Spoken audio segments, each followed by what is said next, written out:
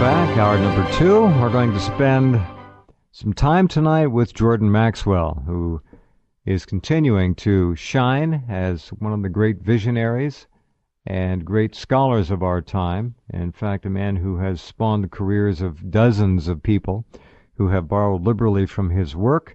He has been for 50 years studying the Illuminati symbols right in our faces. The arrogance, the conceit, the condescension, the rudeness of these people knows no bounds. Human life, of course, means absolutely nothing to them. Nothing. They feed on death and suffering. They feed on the destruction of the minds and the hearts and the souls of the otherwise innocent goyim, who are put in uniform through trickery and deception and sent overseas to kill and be killed. They mean nothing to these people. As Henry Kissinger said in the early 70s, anyone who goes in the military, I hate to say it, but should know better. I'm going to be charitable and stop right there. Jordan, welcome back to the program. How are you, my friend? Well, thank you very much, Jeff. I'm still here despite everything. Isn't that the truth? Yeah, it's an incredible world. Who would have ever thought we would find our country and our lives in the disarray and the profound totalitarian regime that we find ourselves in now. It's no longer. It's not our country anymore. This is not our country. No, of course not. Of course not. It's gone. So, I figured out a long time ago that the political thing, I figure everybody should know by now. Anybody who's got 500 brain cells going in all the same direction should know by now what's going on with the republic and with the country. So I'm not even interested to talk about the apparatus that is now strangling and killing the republic. And in a way, our Constitution, our hallowed document, the greatest document probably ever conceived by humankind in a nation-state format, has been our undoing. Because of our Constitution and our Bill of Rights, we had to be destroyed. Yeah, absolutely. I totally agree with that, 100%. No doubt about it. And our enemies have now taken over our government and taken over our Constitution. So, yeah, it's true. Our enemies hate our freedom. That's why we don't have any, because they're taking it away every day. Isn't it amazing, Jordan? Yeah. It's amazing to see alleged Americans enforcing the will and the destruction of their own country. And what doing it, they are the dumbest asses in history. Today, our enemies are here, and the people, unfortunately, don't see the importance of it because it has nothing to do with basketball. So, no. What else can I say? Exactly. Here's a little quickie. I played this last hour. I want to play it again. It's Wesley Clark in 2007, looking back just after 9/11. In fact, on September 20th, he is making an observation of what he ran into in the Pentagon 9 days after September 11th. It merits repeating. About 10 days after 9/11, I went through the Pentagon and I saw Secretary Rumsfeld and Deputy Secretary Wolfowitz. I went downstairs just to say hello to some of the people on the Joint Staff who used to work for me. And one of the generals called me and he said, "Sir, you got to come in. You got to come in and talk to me a second." I said, "Well, you're too busy." He said, No. He says, "We've made the decision. We're going to war with Iraq." This was on or about the 20th of September. I said, "We're going to war with Iraq. Why?" He said, "I don't know." He said, "I guess they don't know what else to do." So I said, "Well, did they find some information connecting Saddam to Al-Qaeda?" He said, No. He says, "There's nothing new that way. They just made the decision to go to war with Iraq." He said, "I guess it's like we don't know what to do about terrorists, but we've got a good military and we can take down governments." And he said, "I guess if the only tool you have is a hammer, every problem has to look like a nail." So I came back to see him a few weeks later, and by that time we were bombing in Afghanistan. I said, "Are we still going to war with Iraq?" And he said, "Oh, it's worse than that." He said, he reached over on his desk, he picked up a piece of paper, he said, He said, I just got this down from upstairs, meaning the Secretary of Defense's office today, and he said, this is a memo that describes how we're going to take out 7 countries in 5 years, starting with Iraq and then Syria, Lebanon, Libya, Somalia, Sudan, and finishing off Iran. Well, there it is. It's all planned, no accidents, and no coincidences. Nope. No. All right, Jordan, I'm going to suggest something here. I think that this has been engineered to the extent that what we're seeing now is the unprecedented takeover of the mass psyche of not only this country, but of the world in general. And if there was any part of the world that has exposure to the mass media, promulgated, of course, and injected into the subconscious by television, primarily. I believe now that the mass media combine in this country, whether it be People magazine in print, whether it be MTV and all the rest of the visual things, whether it be just audio via the music, doesn't matter. I believe that combine of media is now, to a large degree, the actual virtual consciousness and brain of the majority of the masses of this country. I believe it thinks for them. I believe it decides for them.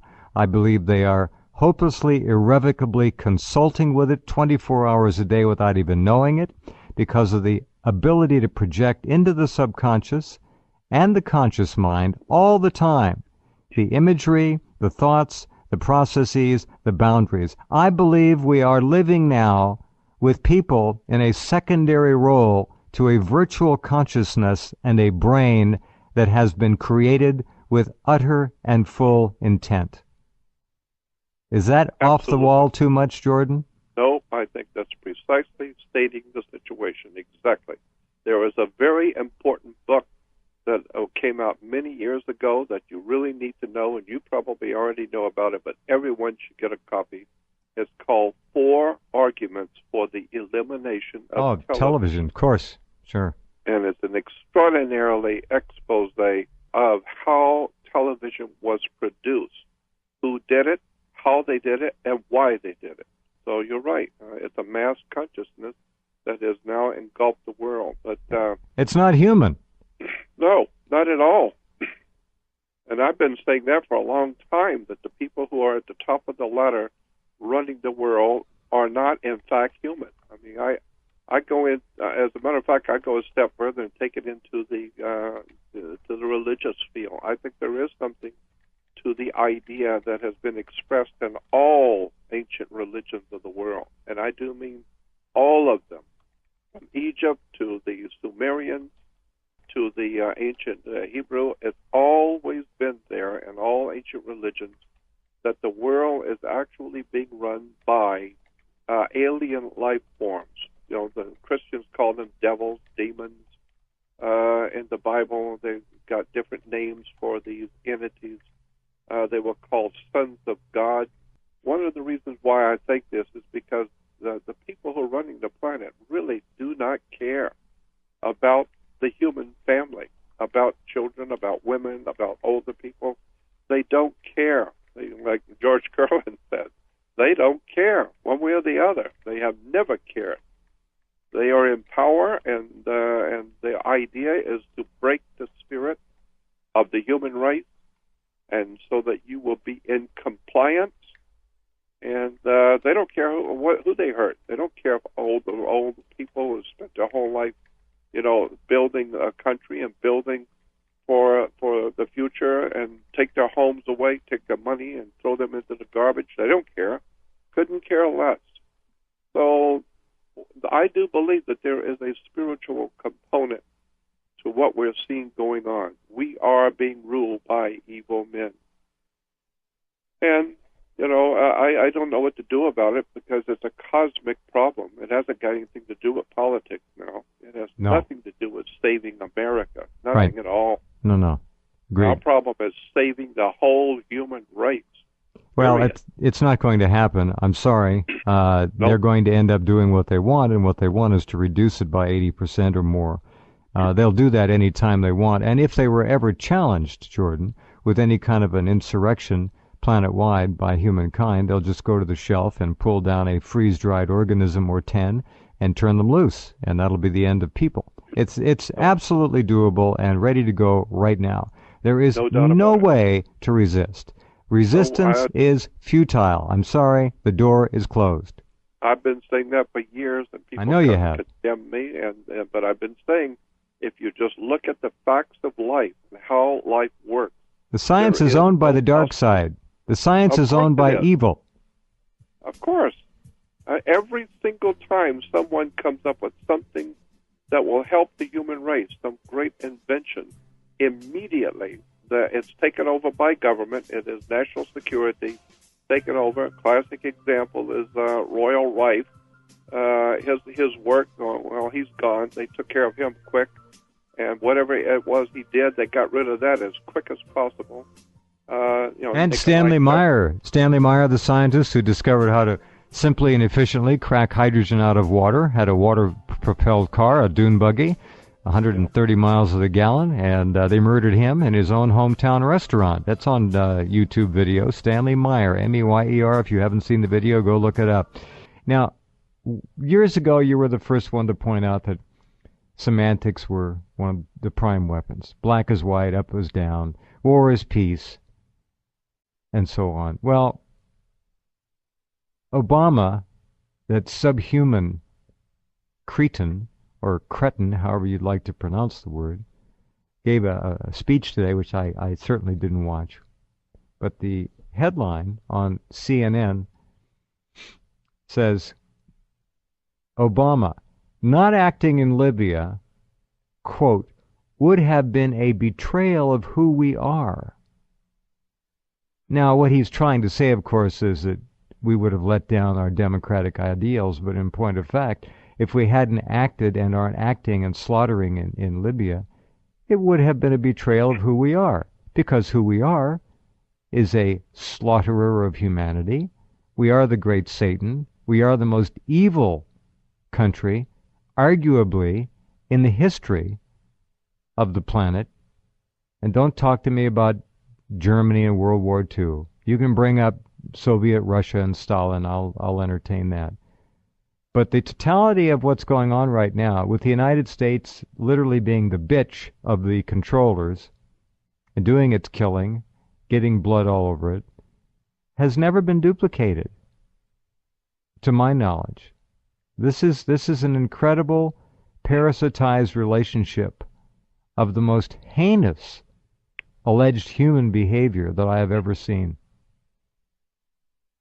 And you see how really deep and bad this thing really is, and in your face at the airport. When I go to the airport, I was just there a couple of days ago, and all you see are big, fat, useless retards walking around, high-fiving each other, loud-mouth, arrogant, loud-mouth, walking around with their badges and making sure that everybody, all Americans, are in compliance with the government arrangements. Everybody's got to be in compliance. And then outside you see everywhere police cars, all kinds of security. That's where we are. We've lost our freedom. We've lost the country. We've lost it all.